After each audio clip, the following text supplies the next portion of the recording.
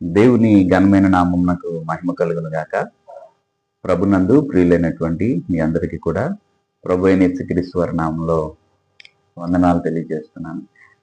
ప్రియులరా, మరొక వీడియోతో మిమ్మల్ని అందరినీ కలుసుకోవడానికి దేవుడు ఇచ్చినటువంటి గొప్ప సమయాన్ని బట్టి ప్రభుని స్తుతిస్తున్నాను. ప్రియులరా, మరి ఈరోజు మనము ధ్యానించుకోబెట్టినటువంటి మన ధ్యానాంశం ఏమిటంటే, దేవుణ్ణి నేను ఎలా మహింపరచాలి. ప్రతి ఒక్కరూ కూడా, క్రైస్తవులైన ప్రతి ఒక్కరూ, ప్రభువుని నమ్ముకున్నటువంటి ప్రతి ఒక్కరూ కూడా మన జీవితంలో చేయవలసినటువంటి అతి ప్రాముఖ్యమైనటువంటి పని ఏమిటి అంటే, మనము ప్రభువుని గణపరచవలసినటువంటి వారమై ఉన్నాం. దేవుణ్ణి గణపరచవలసినటువంటి వారమై ఉన్నాం మన జీవితంలో. అయితే చాలా మంది ఈరోజు వారి సొంత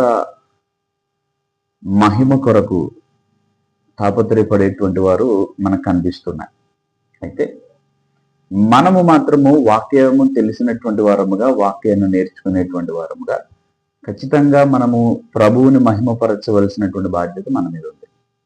అయితే అది ఎలాగా ప్రభువుని మనం మహిమపరచాలి, ఏ ఏ పనుల ద్వారా, ఏ విధంగా నేను ప్రభువుని కనపరచాలి అనేటువంటిది మనము నేర్చుకునేటువంటి ప్రయత్నం చేద్దాం. దేవుని బిడ్డలారా, గమనించండి, దేవుడు మనకిచ్చిన గొప్ప అవకాశం ఇది. యోహాను సువార్త 17వ అధ్యాయము మీరు చదివితే ప్రభు వారు చేసినటువంటి ప్రార్థన మనకు కనిపిస్తుంది. అక్కడ మరికొద్ది గంటల్లో ఆయనను బంధించబోతున్నారు అనగా ప్రభు చేసినటువంటి ప్రార్థన మనకు అక్కడ కనిపిస్తుంది. అక్కడ ప్రభు ఉపయోగించినటువంటి ఒక మాట ఏంటి అంటే, తండ్రి, నీవు నాకు ఏదైతే పని అప్పగించావో ఆ పనిని నేను సంపూర్ణంగా నెరవేర్చి భూమి మీద నిన్ను మహింపరిచాను అనేటువంటి మాట ప్రభు ఉపయోగించాడు. అంటే ప్రతి ఒక్కరము కూడా మనము మన జీవితంలో, మన దైనందిన జీవితంలో ప్రభువుని గణపరచవలసినటువంటి వారముగా ఉన్నాము ఈ భూమి మీద ఉన్నంత కాలము అనే విషయము మనకు అర్థమవుతుంది. యేసు ప్రభు వారు ఈ భూమి మీద బ్రతికిన 33.5 సంవత్సరాలు, 3.5 సంవత్సరాలు ఆయన పరిచర్య. అయితే ఈ 3.5 సంవత్సరాల పరిచర్యలో ఎక్కడా కూడా ఆయన తన ఘనత కొరకు ఒక కార్యక్రమం చేసినట్లు కానీ, ఆయనకు ఘనత రావడం కొరకు ఒక మాట మాట్లాడినట్టు కానీ మనం చూడం. ప్రతిదీ కూడా తండ్రికి అడ్రస్ చేస్తూ, తండ్రికి మహిమ వచ్చినట్లుగానే ఆయన ప్రవర్తించినట్లుగా మనం చూడగలుగుతున్నాం. కాబట్టి మనము ప్రభువుని మహిమపరచవలసిన లేక ఘనపరచవలసిన బాధ్యత మన మీద ఉంది. కనుక ఈ విషయాన్ని మనం ఎప్పుడూ మర్చిపోకూడదు. అయితే ఏ విధంగా ప్రభువుని నేను ఘనపరచాలి అనేటువంటిది ఈరోజు కొద్ది నిమిషాలు మనం నేర్చుకునే ప్రయత్నం చేద్దాం. ఓకే, మొట్టమొదటిది ఫస్ట్ పాయింట్ ఏమిటి అంటే, ప్రకటన గ్రంథము 14వ అధ్యాయం 7వ వచనాన్ని మీరు చూస్తే, దేవుని యందు భయభక్తులు కలిగి ఉండటం ద్వారా మనము ప్రభువుని కనపరుస్తున్నాం. దేవుని యందు భయము, భక్తి. చాలా మందికి దేవుడు అంటే భక్తి ఉంటుంది, కానీ కొంతమందికి భయం ఉండదు. కొంతమందికి భయం ఉంటే కొంతమందికి భక్తి ఉండదు. కానీ దేవుడు మన నుంచి కోరుతున్నది ఏంటంటే, భయము, భక్తి రెండూ ఉండాలి. ఎప్పుడైతే దేవుడంటే నీకు భయం ఉంటుందో ఆటోమేటిక్గా మీకు భక్తి కూడా వచ్చేయాలి. కానీ చాలా మందిలో ఏమండి, భయం ఉంటే భక్తి ఉండట్లేదు, భక్తి ఉంటే భయం ఉండట్లేదు. దేవుడు చూస్తున్నారని తెలుసు, దేవుడు ప్రతిదీ గమనిస్తున్నారని తెలుసు, దేవుడు ప్రతిదానికి మనకి తీర్పు తీరుస్తారని తెలుసు, కానీ భయం లేనటువంటి వారుగా బ్రతికేవారు చాలా మంది ఉన్నారు. భక్తి అనేటువంటిది మనలను ఆధ్యాత్మికంగా బలపరుస్తుందని తెలుసు, పరలోకానికి నడిపించేటువంటి ఒక సాధనమై ఉందని తెలుసు, కానీ భక్తిని చేయటానికి కొంతమంది ఇష్టపడటం లేదు. కాబట్టి దేవుని భూమి మీద నేను ఎలా మహిమపరచగలను అంటే, నేను దేవుని యందు సంపూర్ణమైనటువంటి భయమును, భక్తిని కనపరిచినప్పుడు నేను దేవుణ్ణి మహిమపరచగలుగుతాను. అది ఫస్ట్ పాయింట్ అన్నమాట. ఇక రెండవ విషయాన్ని మనం చూసినట్లయితే, యోహాను సువార్త 17వ అధ్యాయము 4వ వచనం. యోహాను సువార్త 17వ అధ్యాయము 4వ వచనాన్ని మీరు చూడగలిగితే అక్కడ రాయబడింది, ఆయన ఏదైతే పనిని మనకు అప్పగించారో, ఇందాక మనం చదువుకున్నది అదే, తండ్రి యేసుప్రభు వారికి ఒక పని అప్పగించారు. ఆ పనిని ఆయన నెరవేర్చి దేవుని మహిమపరిచారు. అట్ ది సేమ్ టైం మనకి కూడా మన ప్రభు అయిన యేసుక్రీస్తు వారు, మన తండ్రి, మన రాజు, మన నాయకుడైనటువంటి ఆయన మనకు ఒక పని అప్పగించారు ఈ భూమి మీద. మనము కూడా ఆ పనిని నెరవేర్చి మనము ప్రభువుని మహిమపరచగలం. ప్రతి ఒక్కరికి దేవుడు ఒకే పని అప్పగించరు. ఈ పాయింట్ మీరు గుర్తుపెట్టుకోవాలి. మీకు అప్పగించిన పని నాకు అప్పగించాలని లేదు, నాకు ఇచ్చిన పని మీకు ఇవ్వాలని లేదు. ప్రతి ఒక్కరికి దేవుడు వారి వారి సామర్థ్యము కొలది, లేక వారి వారి పరిస్థితుల కొలది, వారి వారికి ఉన్నటువంటి జ్ఞానాన్ని బట్టి దేవుడు కొన్ని పనులు అప్పగిస్తారు. కాబట్టి మన పని ఏంటి అనేది మనం తెలుసుకున్న రోజున ఆ పని మీద మన మనస్సు లగ్నం చేయడానికి, మన మనస్సు నిలపడానికి, ఆ పనిని పూర్తి చేసేటువంటి ప్రయత్నం అనేది మనం చేయగలుగుతాం. ముందు మన పని ఏంటనేది మనం తెలుసుకోవాలి. దేవుడు మనకి ఏ పని అప్పగించారు, అప్పగించిన పని నేను ఎలా చేయాలి అనేటువంటిది మనం గ్రహించుకున్న రోజున మనము ఆ పని చేయటం ద్వారా దేవుణ్ణి మహింపరుస్తున్నాము. కాబట్టి దేవుడు మనకి ఏ పని అప్పగించారో ఆ పనిని సంపూర్ణంగా చేయటం. అప్పగించిన పనిని చేయటం వేరు, సంపూర్ణంగా చేయటం వేరు. చేయటం వేరు, ఇష్టపూర్వకంగా చేయటం వేరు. కాబట్టి దేవుడు మనకు అప్పగించిన పనిని ఇష్టపూర్వకంగాను సంపూర్ణంగాను నెరవేర్చినప్పుడు మన ప్రభువు మహిమపరచబడతారు మన ద్వారా. Okay, that second point. Third point ఏమిటంటే, రోమీయులకు రాసిన పత్రిక 15వ అధ్యాయము 6వ వచనాన్ని మనం చదివితే, రోమా 15:6 మనం చదవగలిగితే మన ఐక్యత ద్వారా ప్రభువుని మహిమపరచవచ్చు. ఈరోజు సంఘానికి లేనిది ఏంటి అంటే, క్రైస్తవ సమాజంలో లేనిది ఏంటంటే, నాకు తెలిసినంత మటుకు ఐక్యత అనేది చాలా తక్కువ ఉంది. చాలా తక్కువ ఐక్యత కలిగి ఉన్నటువంటి వారు క్రైస్తవ సమాజంలో. మనము ఎవరికి వారు ఒక బార్డర్ గీసుకుని, లేకపోతే ఒక డినామినేషన్, లేకపోతే ఒక ప్రాంతము, లేకపోతే ఒక రకమైనటువంటి ఒక బౌండరీని కట్టుకుని బ్రతికేస్తున్నాం తప్ప ఐక్యత అనేది కనబడుతుంది. ప్రభు వారు ఈ భూమి మీద ఉన్న ప్రతి ఒక్కరి కొరకు ప్రాణం పెట్టారు. కేవలము ఏమంటే ఒక డినామినేషన్ కొరకే, లేకపోతే ఒక ప్రాంతంలో వారి కొరకు మాత్రమే కాదు. ఆయన భూమి మీద ఉన్న ప్రతి ఒక్కరి కొరకు ప్రాణం పెట్టారు. భూమి మీద ఉన్న ప్రతి ఒక్కరిని కూడా ఆయన ప్రేమిస్తున్నారు.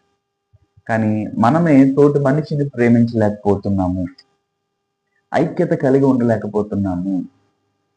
ఎప్పుడైతే మనందరము ఐక్యత కలిగి ఉంటామో మన ఐక్యతను బట్టి దేవుడు మహిమపరచబడతారు. వారు క్రైస్తవులండి, వారు ఒక్క మాట మీదే ఉంటారు. వారు క్రైస్తవులండి, వారి ఐక్యత చాలా గొప్పది అని మనల్ని బట్టి ప్రభువుని మహిమపరిచేటువంటి వారుగా, మనల్ని బట్టి ప్రభువుని మెచ్చుకునేటువంటి వారుగా సమాజం కనబడుతుంది. మరి ఈరోజు నిజంగా ఆలోచిద్దాం, మనం దేవుణ్ణి మహిమపరుస్తున్నామా? ఈ భూమి మీద మన యొక్క ఐక్యతను చాటి చెబుతూ ప్రభుని స్తుతించగలుగుతున్నామా? ఆది సంఘంలో అపోస్తల కార్యాలు మీరు చదివితే రాయబడినటువంటి మాటలు ఏంటంటే, వారు అనుదినము కూడుకొనుచు వారు ఏక మనస్కులై ఉన్నారు అనేటువంటి మాట రాయబడింది. అంటే ఏక మనస్సు అంటే ఒకటే మనస్సు, ఒకటే ఆలోచన, ఐక్యత దానికి సూచిస్తుంది. కాబట్టి ఈ భూమి మీద నేను నా తోటి క్రైస్తవుడితో సహవాసం కలిగి, ఐక్యత కలిగి, వారితో నేను కలిసి ఉండటం వల్ల ఆ ప్రభువు మహిమపరచబడుతున్నారు. వారితో ఉండటం వల్ల నాకేంటి, ఇతనితో మాట్లాడడం వల్ల నాకేంటి ప్రయోజనం, లేకపోతే ఆయన ఇంటికి వెళ్ళి పలకరించడం వల్ల ఏంటి ఉపయోగం, ఇలాంటి ఆలోచనలు మన మనసులోంచి తీసిపడేసి ప్రతి ఒక్కరూ మనవారే, ప్రభువు రక్తము ద్వారా కడుగబడిన ప్రతి ఒక్కడు మనవాడే. వారి కష్టం అంటే వెళ్ళాలి, వారి దుఃఖం అంటే వారిని ఓదార్చాలి, వారి సంతోషంలో మనం ఉండాలి. ఎప్పుడైతే ఈ ఐక్యతను కలిగి ఉంటామో నువ్వు మహిమపరచబడవు, లేకపోతే నీకేదో పేరు ప్రఖ్యాతులు రావు, లేకపోతే నీకేదో గొప్ప ఆస్తులు ఐశ్వర్యాలు కలిసి వచ్చేవి. కానీ మన ఐక్యతను బట్టి మన ప్రభువు సంతోషిస్తారు, ఆయన ఘనపరచబడతారు, ఆయన మహిమపరచబడతారు. కాబట్టి ప్రభునందు నా ప్రియ సహోదరులారా, మనము మన ప్రభువుని మహిమపరిచేటువంటి మహోత్తరమైనటువంటి బాధ్యతను మనం స్వీకరించాం. ఆ బాధ్యత మనం కలిగి ఉన్నాం. ఈ విషయాన్ని మీరు ఎప్పుడూ మర్చిపోకూడదు. మనం ఏ పని చేస్తున్నా ఈ పని వల్ల నా తండ్రికి, నా ప్రభువుకి ఏమైనా చెడ్డ పేరు వస్తుందా, లేకపోతే ఈ పనుల వల్ల నా ప్రభువుకి ఘనత వస్తుందా అనేది ఆలోచించుకోవాల్సిన కనీస బాధ్యత మన అందరి మీద ఉంది. ఈ విషయాన్ని మనం ఎప్పుడు కూడా మర్చిపోకూడదు.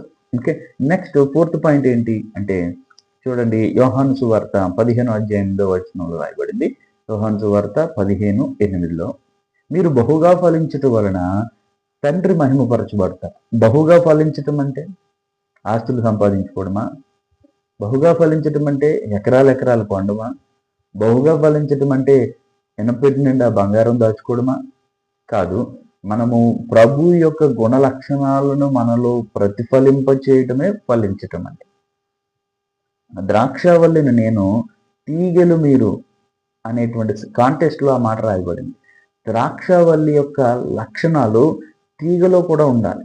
వేర్లలో నుండి వచ్చినటువంటి లక్షణాలు, లేకపోతే ఆ యొక్క ఏదైతే మొదలు ఉందో మొదల్లో నుంచి వచ్చినటువంటి లక్షణాలు తీగలో కూడా కనపడాలి. అప్పుడే అది ద్రాక్ష తీగ అవుతుంది. ఒకవేళ ద్రాక్ష మొదల్లో ఒక రకమైనటువంటి లక్షణం ఉండి తీగకు వచ్చేటప్పటికి ఒకవేళ ఏ గులాబీ పువ్వు పూసింది అనుకోండి, దాన్ని అప్పుడు ద్రాక్ష తీగ అనలేం కదా. అంటే ద్రాక్ష తీగ యొక్క లక్షణం ఏమిటంటే, మొదలులో ఏదైతే లక్షణం ఉందో చివర కూడా అదే లక్షణం కలిగి ఉండటమే ద్రాక్ష తీగ. ఆ కాంటెక్స్ట్ లో ప్రభువు చెప్పారు అక్కడ. అంటే ద్రాక్ష వల్ల ఆయన అయితే తీగలమైనటువంటి మనము ఆయన లాంటి గుణ లక్షణాలను కలిగి ఉండటమే ఫలించటం అంటే. ఇది ఈ వాక్య భాగం యొక్క అర్థం. అంతేగాని మీరు బహుగా ఫలించటము దట్ మీన్స్ నువ్వు బాగా సంపాదించుకోవడం, దేవుడు మాకు బాగా ఆస్తులు ఇచ్చారు, ఐశ్వర్యాలు ఇచ్చారు, మమ్మల్ని బాగా దీవించారు, దేవుడు అది కోరుకోవటం లేదు. ఆయనలో నుంచి నీకు ఆయన గుణ లక్షణాలు రావాలి, ఆయన మహిమపరచబడాలి, నీ ద్వారా ఆయన లక్షణాలు నీలో కనబడాలి. ఈరోజు దైవికమైనటువంటి లక్షణాలు నిజంగా మనలో కనబడుతున్నాయా సమాజానికి? ఒకసారి పరిశీలన చేసుకోవాల్సిన అవసరం ఎంతైనా ఉంది ప్రియదేవుని బిడ్డలారా. కాబట్టి దేవుడు మహిమపరచబడాలి మన ద్వారా. ఎలా మహిమపరచబడగలుగుతారు దేవుడు అంటే, మొట్టమొదటిది దేవుని యందు నేను భయము భక్తి కలిగి ఉన్నప్పుడు దేవుడు మహిమపరచబడతారు. రెండోది ఏం చెప్పాను, ఆయన నాకు ఏదైతే పని అప్పగించారో, చిన్నదవ్వచ్చు పెద్దదవ్వచ్చు, అది దానివల్ల చాలా విస్తారమైనటువంటి పేరు ప్రఖ్యాతులు రావచ్చు రాకపోవచ్చు, లేకపోతే చాలా గొప్పదై ఉండొచ్చు, లేకపోతే చాలా చిన్నదై ఉండొచ్చు. ఇప్పుడు బైబిల్లో చాలా మంది ప్రవక్తలను మనం చూసినప్పుడు దేవుడు ప్రతి ప్రవక్తను కూడా అంటే అద్భుతాలు చేసేవారుగాను, లేకపోతే గొప్ప గొప్ప మహిమలు చూపించేవారుగాను వాడుకోలేదు. కొంతమందిని కేవలము నేనేం చెప్తున్నానో అది చెప్పేసి వచ్చే అంతవరకే వాడుకున్నారు దేవుడు. కొంతమందిని అద్భుతాలు చేసే విధంగా వాడుకున్నారు. కొంతమందిని ఏమండి వెళ్ళి హెచ్చరించేటువంటి స్థితిలో కొంతమందిని వాడుకున్నారు. యోనా గారిని ఒకసారి మీరు గమనించండి. ఇంకా చాలా మంది మన యొక్క పాత నిబంధన ప్రవక్తలు అనబడిన వారిని మీరు గమనించండి. వారు కేవలం ప్రభు వారికి ఏదైతే చెప్పారో అది వెళ్ళి చేసి వచ్చేసారు, అంతే. That's it. అంటే దేవుడు ఏదైతే పని మనకు అప్పగించారో ఆ పనిని చేయటం మనకు అలవాటు అవ్వాలి ముందు. అది చిన్నదవని పెద్దదవని, దానివల్ల మనకు పేరు వచ్చినా రాకపోయినా నష్టమేం లేదు.